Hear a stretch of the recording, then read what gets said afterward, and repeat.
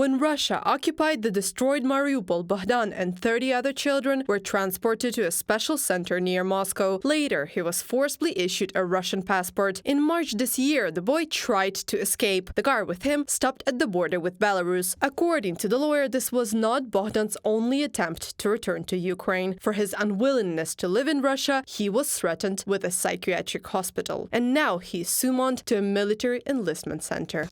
The guy was declared fit for military service. Now, from what I have seen, I understand that this will be a call for service and he will be sent to war against Ukraine. He is very worried and anxious about this. The very fact of what is happening to Bohdan Yermokhin confirms another crime: Russia's unjustified delay of repatriation of Ukrainian children. Katerina Bobrovska, Bohdan Yermokhin's lawyer, in a comment for Radio Liberty. The Ukrainian Parliamentary Commissioner for Human Rights, Dmytro Lubinets, officially appealed to the Russian side to return Bohdan, but Moscow ignored it. Russian representatives are deliberately complicating the return process. Information about the illegal detention and the refusal to return the boy home has already been forwarded to the International Criminal Court in The Hague. The lawyer also appealed for help to the Russian branch of the Red Cross, but according to her, the letters were ignored there. In his social media, Bohdan Yermokhin continues to demand his return home. Even if I don't become famous, I'll be a legend who stood against everyone for a year and a half, and now is everyone against everyone else. Remember this, there's always a white stripe after the black. The whole country is with me, and with you there are only lies. I can proudly say that I am a Ukrainian. Bohdan Yermokhin, a minor deported by Russia from the temporarily occupied territories of Ukraine, on Instagram.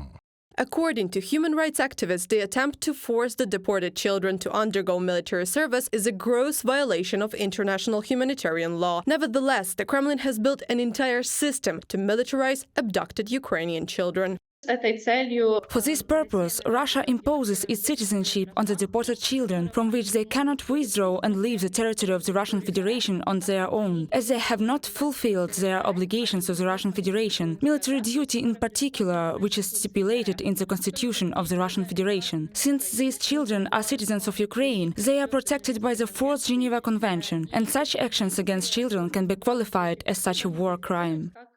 Ukraine is actively working on expanding international support for the return of children abducted by Russia. One of Kyiv's initiatives proposed to identify a patron state for Ukraine. In accordance with the norm of international humanitarian law, consuls of this country on the territory of Russia will be able to provide services to Ukrainian citizens.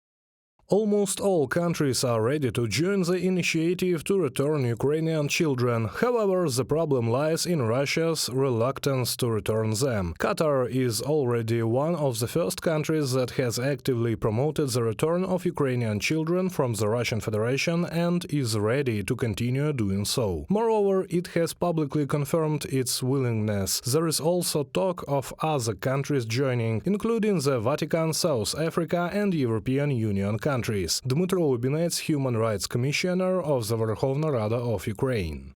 According to Ukrainian authorities, Russia has kidnapped more than 19,000 children from temporarily occupied territories. The International Criminal Court has already issued an arrest warrant for Russia's President Vladimir Putin in March, accusing him and his Commissioner for Children's Rights, Maria Lvova-Belova, of the unlawful deportation of Ukrainian children. Reported by Anastasia Tarnavska, Danila Kobza, UATV News.